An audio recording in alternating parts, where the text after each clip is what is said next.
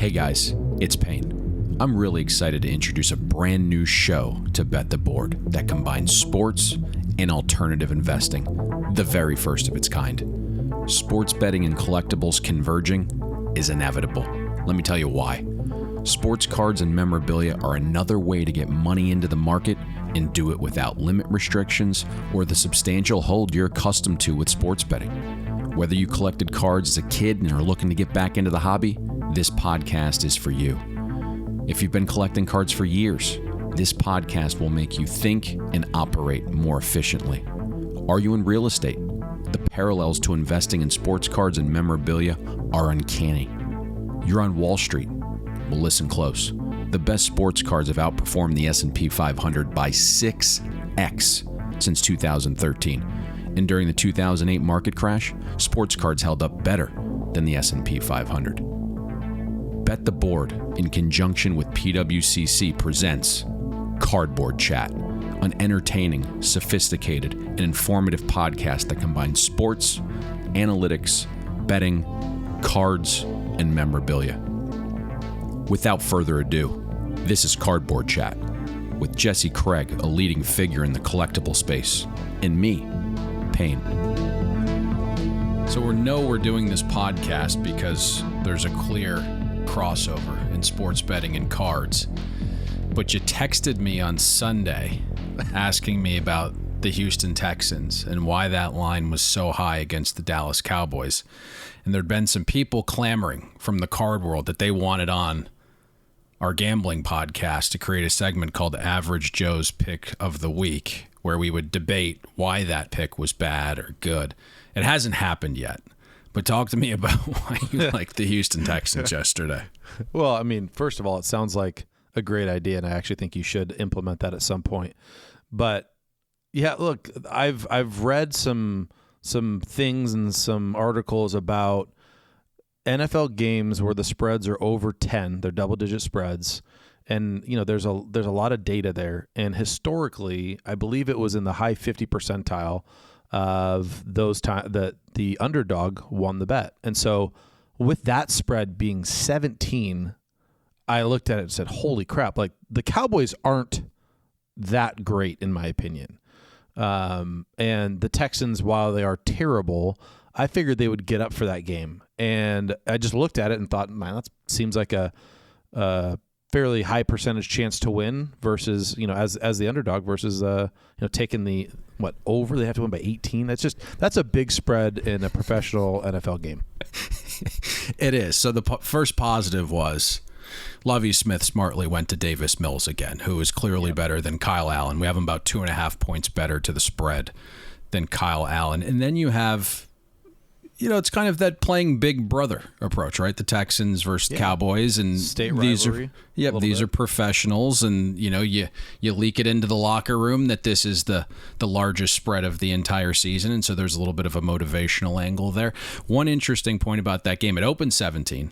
Professional money came in on the Texans, went down to 16.5, and then a group came in and bet it for the Cowboys, and it got as high as 18 before a more respected group said, hey, this is a little bit too crazy, ultimately closed 17. Now, I didn't know. I knew you had a little degen in you, but I didn't know you were betting games individually. I knew you were part of pools. So the first thing I asked you is, where are you betting these games? And the response was, you're going to ask me to be your mule. Well, look, I mean, any edge you can get in the gambling space is important. And look, I've got the ability to bet out here in Oregon now via DraftKings, so bring it on, baby. You got a lot of staff members over there at PWCC. Might have to turn this into a whole operation. Multiple mules. Okay, so one thing that we wanted to talk about that to me is very interesting, and you're the expert on this stuff, and I'm sure you deal with collectors all the time, and you hear scarce and rare. There's kind of a misconception now between some of these terms, and people are taking them well out of context. And so we thought we'd reel this thing back in and discuss real scarcity versus perceived scarcity. So I'll let you take it from there and give some viewpoints, and then I'll expound on a couple of things. Sure. So, this is a big topic in the space. We've had a massive increase in pricing over the last couple of years, which leads things to come out of the woodwork that normally wouldn't, or things to turn over more frequently than they normally would. And so perceived scarcity versus actual scarcity is an interesting topic, but it's also one that's very important for you to navigate the space as a collector or investor. So, chances are if you're buying something that's serial numbered, 25 or less, that's going to be rare. There's 25 that exist, right? That's an easy thing to look at.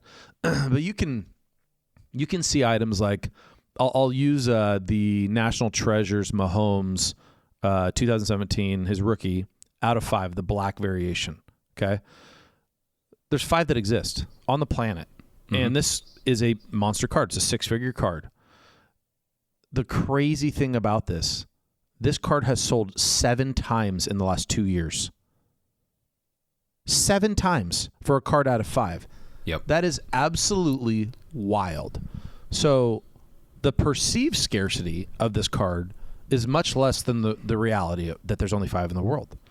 And it has absolutely affected the price, right? Like this card sold for north of $500,000, and it's all the way down in the $200K range because people have just had it shoved in their face 7 times in the last 2 years. And, another example that you can use is the Brady Champ ticket. I think that's almost the most obvious example of perceived scarcity versus real scarcity that exists. Here you have one of the most important cards in our market. Tom Brady's best card. There's 100 that exist. And this card has seen incredible growth since the beginning of 2021. So what happens when you have even the strongest of collectors with cards in their portfolios that love Tom Brady, they love the Patriots, they don't ever want to sell this card. When you see the growth that we saw in some of these staggering numbers where you see, 8.5 selling for over $2 million, 9 selling for over $3 million, sometimes that is life-changing money to these people, and you cannot ignore that. So that ultimately creates a flood of supply to the market. And that's what we've seen in the last 2 years with the Brady Champ tickets. We have seen, remember, there's only 100 of these. 35 of them have sold in the last 2 years. It's unreal. 35. I mean, now, Payne, remember 3 years ago, if a couple sold in a year, it was like, oh, wow, a champ ticket's being sold, right? Like it was so exciting because you have all this pent-up demand for an asset. You have all these buyers come out of the woodwork and they fight and they compete over it. But when it's getting traded on a monthly basis or multiple times per month, which is what we're seeing with these champ tickets right now, it creates a lack of scarcity for a card that really is very rare for the most desirable Tom Brady card on the planet. And you could take a card like the 97 PMG Jordan Red, which those are numbered out of 100, but really there's only 90 that exist because the greens are the first 10. And we've only seen 10 of those sell in the last 2.5 years. Right? So it's a big difference. It's that set, man. I mean, it is tough prying those away from super collectors. And I was going to take this in a different direction, but I kind of want to follow up now and ask you this, because if I'm just listening to this for the first time and didn't really know anything about it, it would almost come off as a negative that these Tom Brady champ rookie tickets are selling so frequently. Now, all of a sudden, my mind is saying this could be the opportunity to catch one a little bit at the bottom, 100%. To understand that, once a guy has one or two, he's probably not going to be bidding on the 34th or 35th option, right? And so that immediately enters my mind. 100%. So when you look at the opportunity that's at stake for a lot of these cards, if you see a card turn over very frequently and you see a pattern. Now, look, it's just like we talk about timing, right? You can't time the top. You can't time the bottom. You can't time when the flood of supply is going to stop. So trying to get that quote unquote deal, right? It's not, there's no perfect science for it, but these 8.5s, for example, these 8.5 champ tickets, they sold for over $2 million at one point. And now I would say an 8.5 is probably worth $700,000. Mm-hmm. 750,000. But I promise that these cards will go into the hands of prominent collectors, and they will not sell them for a long time. You're seeing the turnover and the changing of the guard when it comes to the champ tickets. And I guarantee you that this supply will dry up, and it's not going to be 35 of these selling every 2 years. I completely agree. I think the other interesting element here, and maybe a different viewpoint of real scarcity versus perceived scarcity, does that come sometimes with grading? I mean, the one card that's, I wouldn't say near and dear to my heart, but is super familiar is a 1993 Upper Deck SP Derek Jeter, where SP was supposed to mean short print, but you could open a box of 93 SP and get multiple Jeters from the same box. And if you look at PSA and SGC, there's over 26,000 graded, but it does come with this perceived scarcity because there's only 25 Gen Mint copies between the two companies. So maybe talk about real versus perceived scarcity within grading and what that does for cards. Yeah, it definitely does. It creates scarcity for sure. And that is something where our eye appeal comes into play as well, in my opinion, because you can look at, I'll use the Jeter as an example. There's a lot of 9s out there that PSA 9s that are probably nicer than some PSA 10s. Yes. Right? It's especially just one or two of them. It's just the truth. And so but those PSA 10s, because of the holder, is creating scarcity and rarity. And, PSA 10s are what, 250,000, 300,000 now. And you've got PSA 9s are $5,000. Are they less? That's actually right. Yeah. About $5,500. Yeah. So I mean, that delta is massive.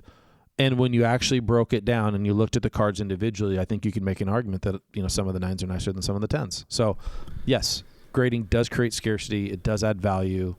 But, the thing I would tell a lot of my clients is, well, what has the highest ROI potential if you're looking at PSA 9s or PSA 10s for that Jeter? Like, do you want to go after the big boy? Do you want to just, be able to say that you have a PSA 10 Jeter? Okay, fine, then go get the PSA 10. But if you actually want to make money, you might want to take a look at buying quantity of the PSA 9s. And I've told guys that in the past, and they've absolutely crushed it on a few examples, one of them being the 1980 Topps Ricky Henderson rookies. I had one client that bought 30 or 40 9s when they were like $300 or $400, and now I think they're $1,500 or something like that. So he like 3 or 4x'd his money on PSA 9s instead of going and buying a PSA 10 that has now settled in at probably 2.5x what it was at the time. So his ROI was probably double what it would have been if he would have bought a PSA 10. Yep. So it just really depends on what you're looking for. Very similar to stocks, right? Just being able to buy more shares. I think, as we put a bow tie on this, thinking about something that's super rare and perceiving it to be far more scarce than it actually is, to your point, causes collectors and investors, not just in the sports card space, to kind of increase their risk by paying more for something than they probably should because they believe the scarcity comes with greater expected return, which you just kind of debunked there.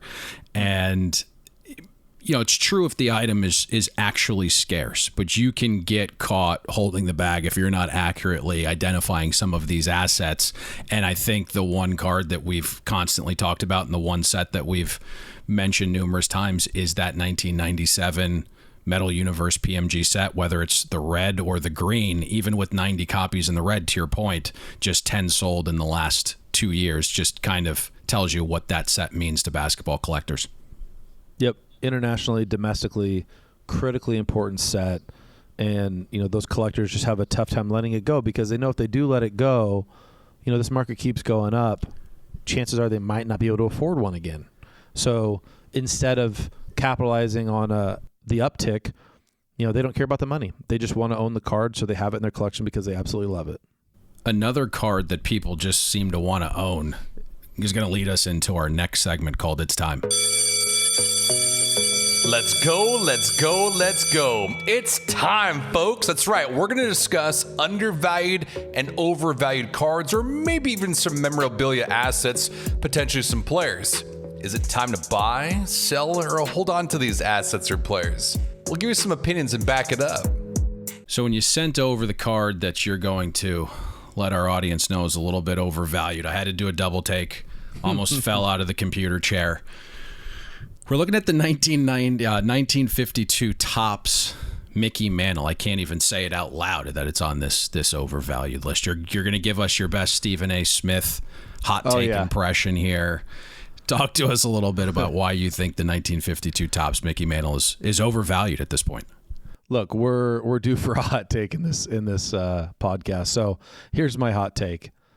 I think the 1952 Topps Mickey Mantle card is overrated. It's that simple. And let me tell you why. So part of this has to deal with other players from the 50s and the value of their assets compared to the 52 Topps Mantle, right? So that's going to be part of the argument, right? You look at 51 Bowman, you've got Mays rookie, you've got Mantle's rookie, and then obviously on this, I've said I think that Mays' 52 Topps is underrated, and that's that kind of ties into this as well. But I mean, look at, and we've talked at the 52 Mays is in Mantle, the delta is like 8x. I mean, it's insane how big the delta is between the two of them. And if we just want to simplify this and look at those two for why this card potentially could be overrated. ESPN has Mickey Mantle as the number 7 greatest baseball player of all time. They have Mays at number 2. Bleacher Report has Mantle as number 13. They have Mays as number 2. The Baseball Almanac has Mantle as number 17 and Mays as number 2. And going a little deeper, you've got a 20-time All-Star in Mantle, 7-time World Series champion, 3-time AL MVP, Triple Crown winner, 1-time Gold Glove, 4-time AL home run leader, and he's 18th on the all-time in home run list. That sounds pretty impressive. Well, let's look at Mays. 24-time All-Star, 2-time NL MVP, World Series champion in 1954, 12-time Gold Glove winner, 4-time NL home run leader, 4-time stolen base leader, and he's 6th all-time in home runs. Now, in my opinion, the arguments to be made for this card, as in the Mantle, to be worth more than the Mays, is the fact that it's a high number, right? So the supply is a little less than 2x from what we've seen getting graded. It's not as drastic as everybody really leads it out to be. He played for the Yankees, one of the biggest franchises in the world, which obviously helps with the Mantle brand and the demand for his assets. And he did win 7 World Series, right? That is something that you can't ignore. Now, as you and I know, Payne, in baseball, World Series don't always relate to valuable cards, right? Like you look at Mike Trout's cards, they are worth a fortune, and the guy has done nothing. He's only been to 1 playoff series and he got swept. So, we could look at basketball too, and you say, well, what about for basketball where they're even more important? Well, then Bill Russell's cards should be worth more than everyone else's, and they're not. So I don't like that argument. So when looking at this on the surface, I just believe. Now look, and when you look at this card too, worldwide when you talk trading cards, there's probably 3 cards that are the most recognizable. Number 1, in my opinion, is the 86 Flair Jordan. Number 2 is probably the 52 Topps Mickey Mantle, and number 3 would be the the Honus Wagner, the T206. So I get it. Like this card has been pumped to all hell from everybody, and I don't mean pumped in a negative way. I mean it's just been a very prevalent card because of the Yankee brand, because of Mickey Mantle. But I just don't think in relative to what Mays' card is worth, I think it's overvalued. I think you actually hit the nail on the head a few shows back in that Willie Mays across the board is just wildly undervalued, more so than Mickey Mantle is overvalued. Sure. But I get your point, and I think you've hit it perfectly on why Mantle sells for more. It's the bigger brand, right? Mm-hmm. He's personally the bigger brand. Mantle did play in the biggest sports city for the largest baseball brand of all time. There's something to be said about being good and in the limelight, and I'll never contest that Mantle is a better player than Mays. Right. But Mays did play until he was 42. Mantle's life choices were a little more fast and free, and that's why he retired at 36. Sure. But you mentioned the 7 rings, and I don't think it's necessarily the barometer for pricing in baseball just because it feels like it is a sport with so much individuality, right? Like it's a baseball player in the batter's box going up against another one, and like you either hit it or you don't. And so there's that one-on-one element there. I know you're a West Coast guy, but I think Joe DiMaggio said it best, right? I want to thank the good Lord for making me a Yankee. And it's tough to compete in the baseball landscape with the Yankee brand. And shit, like I think we've actually seen it to a lesser degree if you were watching it closely. But the moment Giancarlo Stanton was traded from the Marlins to the Yankees, his Topps Chrome Gold rookies were doubling and tripling overnight. And I would bet large sums of money had Aaron Judge signed with the Giants in the last week, right? His card prices probably would have dipped a little bit. The pinstripes seem to matter. Quite a bit. Quite a bit. Yeah. No, look, I get it. I'm a Red Sox fan, so hot take again. Truth comes out, boys. Truth comes out. So, yeah, maybe there's a little bias here as well. But I'm not necessarily arguing that the actual value of these 52 Topps Mantle cards are overpriced. Trading cards and memorabilia have seen incredible growth as an alternative investment. The company leading the growth? PWCC Marketplace. PWCC Marketplace runs the largest weekly auction of authenticated sports cards, Pokemon cards, comic books, video games, and memorabilia in the world. PWCC Marketplace also has more than 65,000 items listed in their fixed price marketplace that you can make an offer on right now. Head over to pwccmarketplace.com and see why they're the best option for buying and selling trading cards, memorabilia, and all of your collectibles. I just think that we got to give some love to Mays. It's killing me. I don't get it. I want to see his stuff worth more. I don't own a single Willie Mays card. I just think it's an absolute crime that his 52 Topps isn't somewhat closer to Mays. Or excuse me. You have to be the leader of change. We need to see you with a Mays card here pretty soon. Let me see what I can do. Okay. I am actually going back to the well with an undervalued card, and it kind of fits into the parameters that we've talked about. Vintage, baseball, being out of sight, out of mind. This one's really interesting to me. I had the chance to acquire one at a show in St. Louis, of all places. It's either last summer or the summer before. It's the 1910 American Caramel Pirates Honus Wagner, who you just mentioned a few moments ago.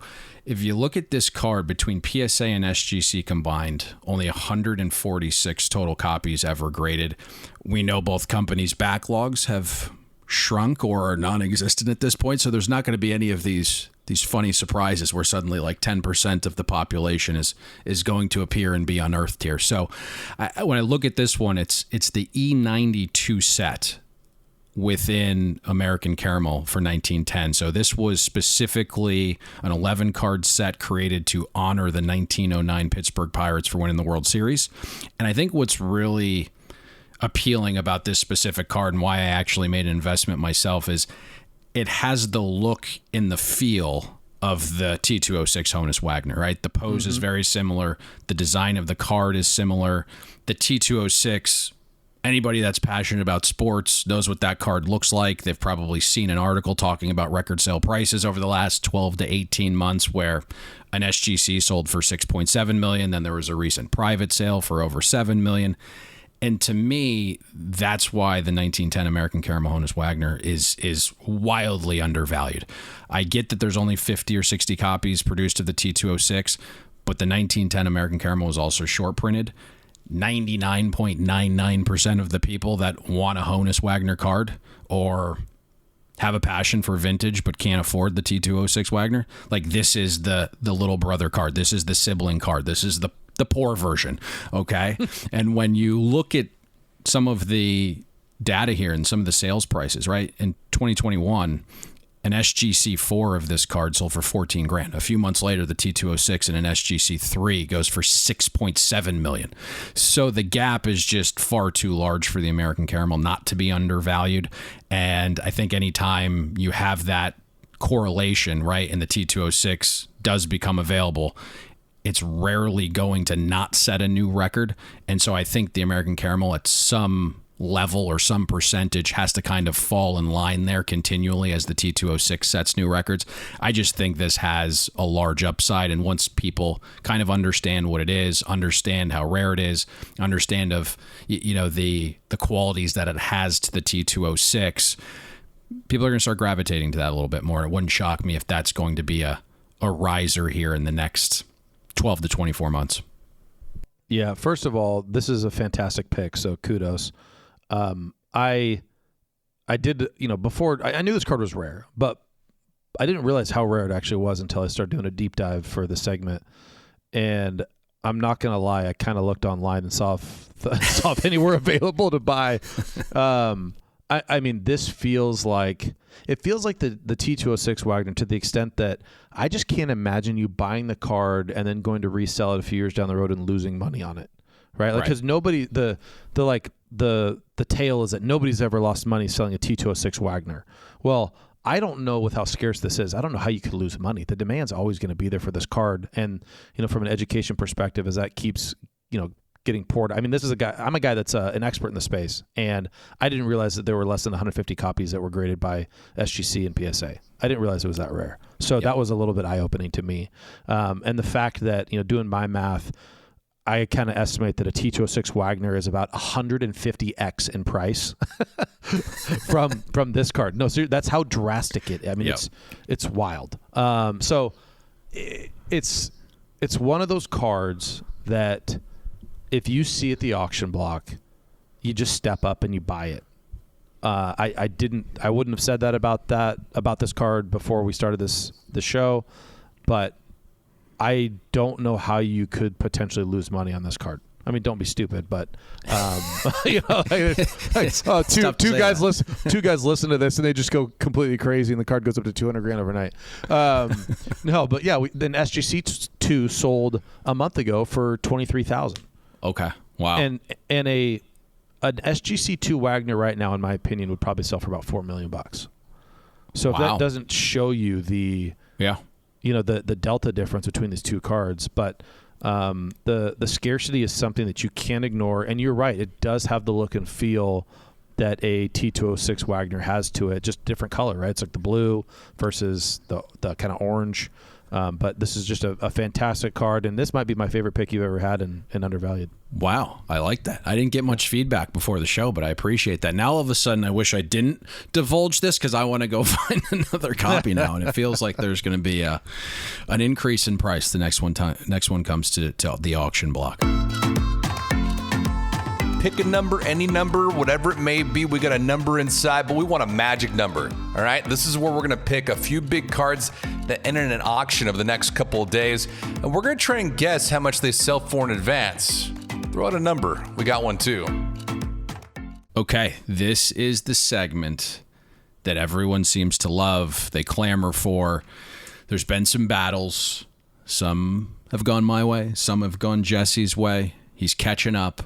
But the one thing I will say about the 3 cards you picked this week for Magic Number is at least 2 of them are my vibe. And the first one we're going to talk about is the 1998 UD Choice StarQuest Gold Kobe Bryant. It's in BGS 8.5 grade. It's numbered out of 100 copies. As a Lakers fan and a Kobe guy, I'm going to let you lead here. Talk about this card, why it's important, and throw out a number for us here, Jesse. So, yeah, there's only 100 of these that exist, and this is a card that, I mean, Payne, you can speak to this. You just don't see sell hardly ever. I mean, we talked about scarcity at the top of the show, and there's 100 of these. I can find 4 sales in the history of this card at auction. I mean, that's how rare this card is for people to let go. Now, how many of these are still in packs? How many didn't get pulled? How many are overseas in collections? You can run the gambit, but it's an incredibly rare card. I could have used it for Damn That's a Ghost, but this is it's a really cool piece. It's not crazy expensive. It's expensive, but we did sell a BGS 8 about 2 months ago for $10K, and I think that was we've seen a few sales recently outside of one a couple of years ago, so they've definitely gone up in value. And I think when we talk about turnover once you get big record sales, well, this card is kind of one of those where all of a sudden we're seeing a few hit the auction block because guys might have scooped these up back in the day for a few $100s. Now they're seeing it go for $10,000, and time to capitalize. So since I'm kicking this off, I still think, even though a couple have sold lately, I still think the buyer pool for this is massive. I've got this one doing $10,750. That's good. That's good. Because you're under, I'm guessing. No. I think this is really interesting. So To your point on the scarcity, PSA is graded 8 copies. BGS is graded 14. We're pushing close to 25 years of this product being around, and less than 25% of the print run is in a slab. To your point, there are some basketball collectors that don't like their stuff slabbed. They are typically overseas. But the reason this set started becoming far more respected just in the last 5 to 7 years, aside from it being gold and serial numbered, just super scarce. Back to what we talked about at the top, and whether it's basketball or baseball, I think respected collectors know that there isn't close to 100 copies in existence. And if you think about this product, it's UD Choice, formerly Collector's Choice. It was the lowest of low end, extremely cheap product for kids. You could find packs at one point in my local card shop as a kid for 50 cents. And you would just see packs kind of tossed out. Cards were tossed out.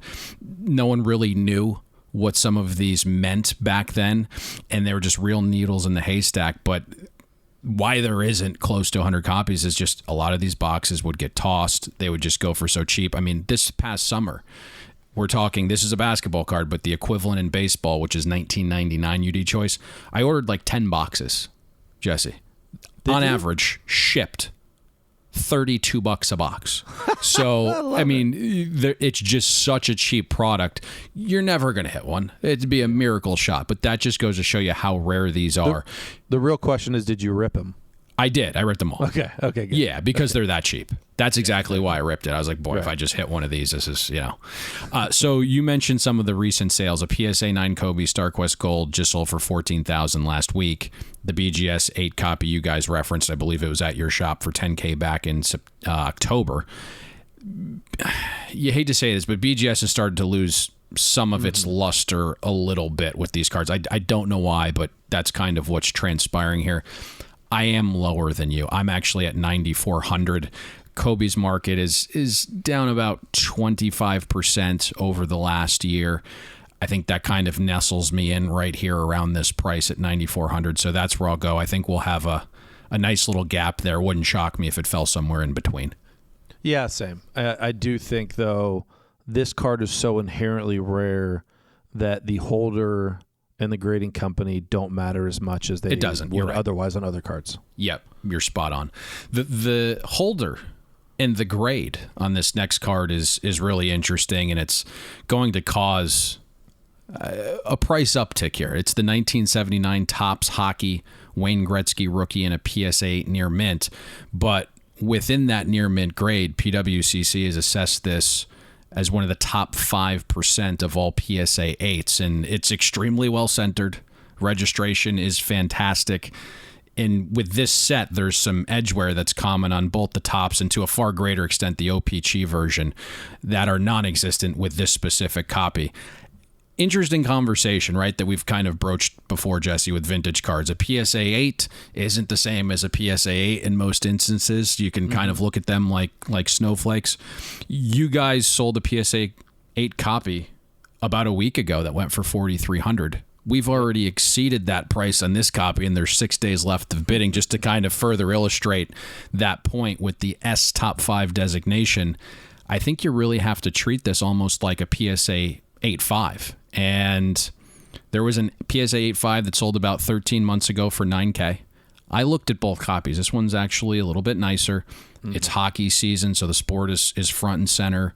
Gretzky's market, shockingly, only down about 5% over the last 12 months. I will kick this one off here, Jesse.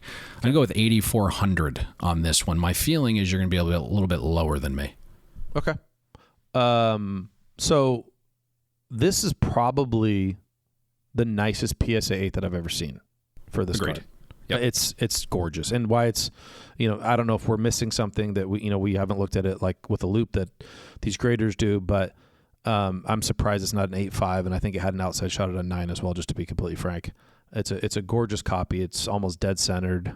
There's a little bit of print dots on some of the borders, but outside of that, it's just a gorgeous copy. So from an eye appeal perspective, that's why it earned the top 5%.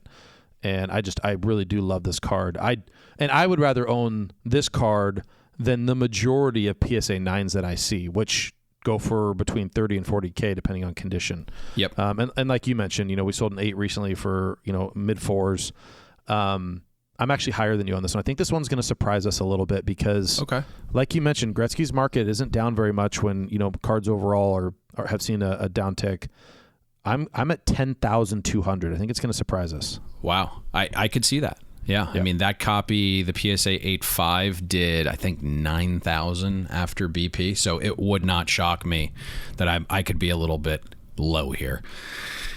The next one is an interesting one. It's the 2017 Topps Diamond Icons Logo Man Mike Trout 1 of 1. It's in a BGS 9.5 Gem Mint grade. I'm going to let you kick this one off. Talk to us a little bit about this set, the importance of Logo Mans, and as we kind of talked about earlier in the show, Mike Trout, despite not winning a playoff series, no hardware in terms of a championship ring, still kind of pacing the modern market for baseball. Yeah, I mean, his numbers over the last 10 years have been so ridiculous, and if you take injury out of it, it would have been even more wild. So I think that's part of the reason, they talk about 5-tool players. I mean, you're looking at one. This is another card. I'm someone that I like to buy 101s. I like to buy great patch cards, game used. This card is game used, so this is a card that I would go after if I could bid. Unfortunately, I can't, so that's one less bidder in the bidder pool. But I would definitely be aggressive on this card. And if you look at NBA Logo Man, I mean, Payne, you know how important that is for our space. Even the NFL shields are starting to gain some momentum, and I think that these MLB logos are kind of third to the party here. So I think there's some opportunity, a little arbitrage play here. The logo men for the NBA are critical, and that is the chase card for any player in the NBA, even for non-rookies. I mean, if you look at a Luka Doncic logo man from 2020 or 2021, non-auto, that thing will still bring six figures, even if it's not game used, which is crazy, right? This card right now, I think we saw the Mahomes, right, that we talked about a couple episodes ago. The Shield almost did $30K. That was non-game used. That was not game used, right? And shields don't bring the value that logo men do in the NBA. And then that's what I was mentioning, like the MLB logo is even behind the shields. But I think there's a play there to be made for these, and that's kind of why I picked this card, because I think it's an interesting conversation. But this card's sitting at $2,400 right now. It's got 6 days left. It ends this Sunday. And in my opinion, this card should be worth over 10 grand. It's not going to get there, I don't think. It'd be a miracle if it did. But I've got this card at $4,300. Man, I thought you were selling this one up and you were going to come in at least 6,600. I really thought that. I'm trying to be a realist on this one. Here's the interesting part, because you're going to be a little bit stunned here. I did a bunch of research on this card. Couldn't find it. And it does say game used memorabilia on the front of the card. Mm-hmm. That's right under the logo man. But on the back, it says the relic contained in this card is not from any specific game, event, or season. So it threw me for a little bit of a loop. And once I talked to somebody that said it's likely not game used, I was settling in around your number there. In the process of digging into this a little bit, it started to get bid up, and we're approaching almost 2,500 as we speak on this card.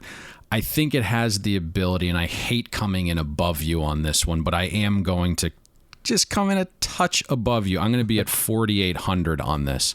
I literally thought the way you sold that card to me, you were coming in well above 6, and I was like, this one's going to be cake. No, and look, when you're looking at these cards too, yes, on the back, it's only baseball that you'll see this, where it will say this relic is not from any game or event. But then on the front, and it's always a Topps product where they do this, it will say game used memorabilia underneath it. Now, I have been told that the front of the card is the letter of the law on these cards. Interesting. I didn't even know that. I have been told that. So whether that's true or not, I'm going to have to assume that if they put game used memorabilia on the front of a card right under the damn piece, that it's going to be game used. I think it's a generic statement on the back, but I'm assuming that it is game used. And so interesting. Well, to your point, there had been a bunch of Jeters because he had just signed with Topps that I have not bid on because of the back of the card, and I'm looking at the prices they're selling for, and I'm like, who on planet Earth is paying that much for it? I'm probably the idiot here. So I'm going to have to look into this a little bit more. I did the same thing. I kind of ate my words because I did the same thing on a Griffey. It was a jumbo E-letter patch that I thought was game used. I bought it privately from a guy for very inexpensive. It was like $1,500. It was a 101 sweet card, and I got it in. And then on the back, I read the exact same thing that you're reading on this Trout. So I messaged this guy, and I'm like, dude, this thing is not game used. Like, he goes, look at the front of it. And sure enough, right under it on the front, it said, game used memorabilia. And I said, oh, okay, great. So that was kind of part of my education process on these pieces, is that they actually are game used. And so you have to be careful, right? These are all little things that when you're new to the space. These are all little things that when you're investing that, you need to look at and make sure that you understand. And there's always learning curves, and sometimes you're going to buy stuff and you're going to make a mistake and you go, shit, I screwed that up. You just keep pushing. So rule of thumb is when you're looking at these cards, just make sure you do your research. You're going to make some mistakes, you're going to screw up, learn from them, and move on. Love it. And from a Mike Trout 1 of 1 to another ghost.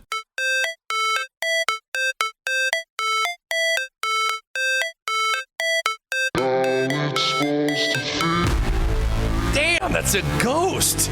We're going to highlight a card that hasn't sold in more than a year right now, or is serial numbered to less than 100 copies produced. We're going to talk about why this card is significant, maybe in terms of hobbies or language or just the overall rarity of it all, and why it's considered a ghost. This is a set that we talk about as much as we can. That's how important it is. That's how great the cards are. They look fantastic. Just an absolute fantastic set. The 1997 Metal Universe PMG Green Emmitt Smith. It's out of 15 copies. It isn't a PSA 5, but again, with these 97 PMGs and really all PMGs, the grade doesn't matter as much. It's all about securing a copy. This specific one ends Thursday night at pwccmarketplace.com. Talk to us a little bit about this ghost. Yeah, so you mentioned there's only, we've talked about the 97 PMGs quite a bit, and the football variation of these greens, there's only 15 that exist. And it's just one of those cards that we're going to continue to talk about, because for those that haven't had the pleasure of actually holding one in your hand, there's something about the shimmer that comes off of the green on these things that is just, it's really stunning in person. I mean, I don't know how else to put it. It's like the most vibrant green you've ever seen in your life. So this card itself, I mean, you got one of the greatest running backs of all time. The last sale for this card was over a year ago. It was in an 8.5, and it sold for $49,200. Now, remember, this is a PSA 5, and there's only 15 that exist. So this is another card where it's true scarcity, and the grade doesn't matter as much. I do believe that this card is going to eventually, in this auction, eclipse $50,000. I think it'll sell for more than the 8.5 did. I just know how important this card is. I know a few big guys that are going after these sets. Yep. And the market was even hotter back when the 8.5 sold that only had one, or it was a pop one none graded higher. And I still think that just a base PSA 5 is going to sell for more than an 8.5 none higher did back just over a year ago. We recently sold a PSA 6 Jerry Rice for $137,000. If that gives you any idea of the value that these things can bring. So we're likely not gonna reach Jerry values, but no, I do think it's gonna sell for more than the 8.5 did. There's so much to unpack here, and I think again it's perfect the card that you picked in terms of matching the segment vibe, because this is true scarcity. And even though you alluded to the market being down, when guys want to stay in the space that they believe in, they just start repositioning themselves within the market. And even though, again, the market's down, these cards have not shown to be down. A lot of these rubies, PMGs, you name it, they're actually increasing while the market's down. It tells you how great that asset is. Specific to this, right? I mean, it's a PMG green. It's Emmitt Smith. It's America's team. The Cowboys have a massive brand, something we talk about all the time. And I think we can debate until we're blue in the face. Barry Sanders was probably the better back, maybe the best running back ever. Who knows how many yards Sanders would have amassed behind that elite Cowboys offensive line. But past the point of this being a rare PMG green, think about the way the NFL is trending, right? It's a pass-first league. You can count the number of 3-down running backs in the NFL on one hand right now. And it's very much committee-based. And because of those two things, it's hard to fathom Emmitt Smith losing his all-time rushing record. And I think that has to play a role in this a little bit. But you're going to get multiple collectors from different sectors here. You're going to get the Cowboys super collector. You're going to get the Emmitt Smith super collector. You're going to get a guy who's attempting to complete this set, as you mentioned. And you have 2 or 3 guys battling it out. That's the perfect recipe for creating a brand new comp and resetting the entire market. Yeah, it's such an important card, and it's very elusive. It's only sold a few times in its history. I think 3 times actually, to be exact.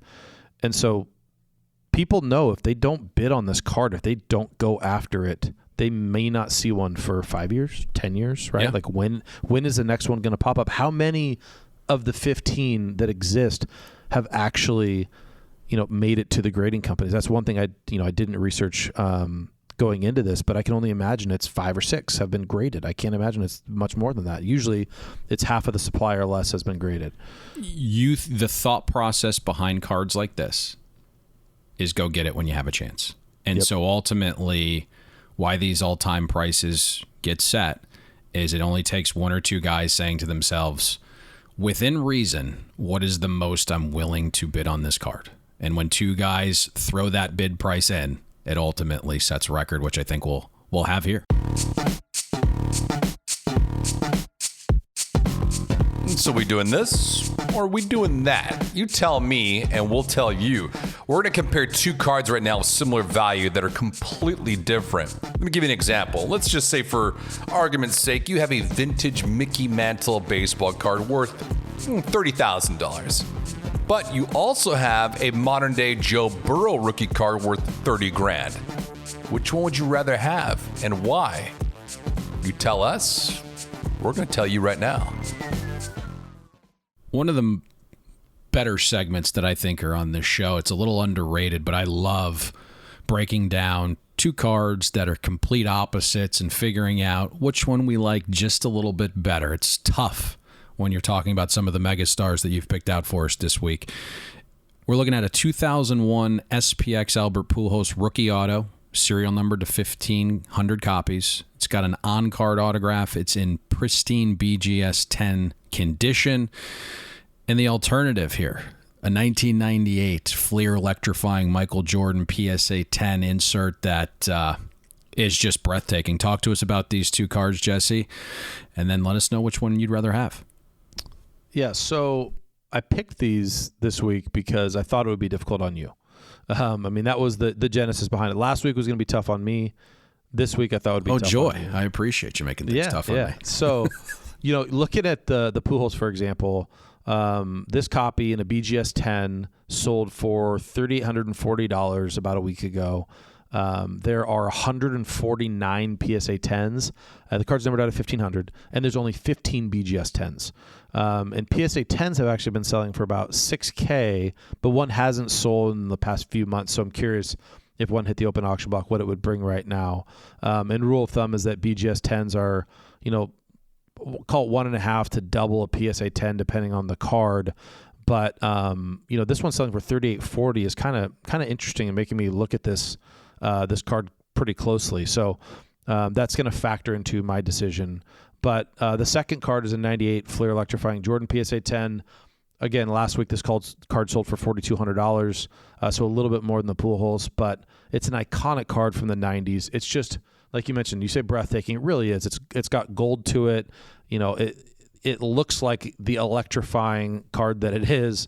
There's been about 318 of these graded by PSA. There's 70 PSA 10, so definitely more supply for the grade on the electrifying than the Pujols. But still, for a beautiful 90s insert, it's a pretty low supply, being only 70. So if I have to choose between the 2, based on supply and the fact that I think there might be a little bit of a ROI potential more with the Pujols than the electrifying, I'm going to go with the Pujols, which my guess is that's where you're headed, but let's hear it. I'm surprised. So I think the perfect depiction of the Jordan card is electrifying, right? It's just the perfect depiction of how that card looks. It is an absolute stunner. It's a classic, right? Every kid remembers that card. We wanted one.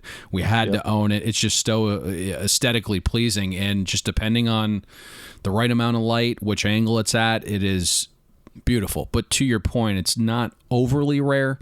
It comes from the Fleer Tradition set in 1998. It's a little bit of a lower end product.